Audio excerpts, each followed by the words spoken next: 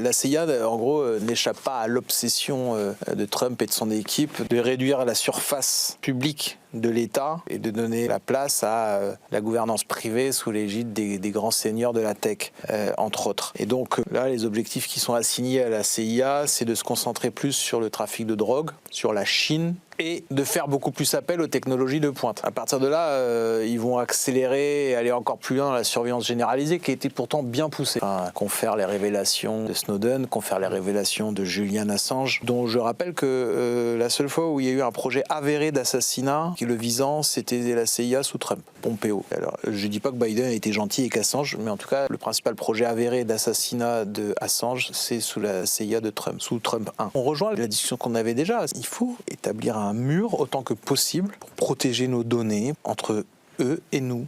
La NSA, qui est une variante, il y en a des dizaines d'agences de renseignement aux États-Unis. Rien que le budget du renseignement aux États-Unis, c'est presque l'équivalent, ou ça doit même être l'équivalent du budget annuel de la défense, de toute la défense française. Donc c'était la NSA qui avait fait les écoutes de nos dirigeants de Hollande, etc., qui n'avaient rien trouvé à redire, de Sarkozy, de Merkel. Donc ça date pas d'aujourd'hui. Il y a une obsession de surveiller, d'écouter, etc., qui n'est pas propre aux États-Unis, mais sauf qu'ils ont beaucoup plus de moyens. Et cette dérive, elle est aussi liée à la vision de la guerre au terrorisme, en fait. Et donc je pense que ce sera une CIA liberticide, gargantuesque en matière de données et d'usage des technologies pour remplacer justement sûrement une baisse d'effectifs humains. Gageons que ce sera une CIA encore moins efficace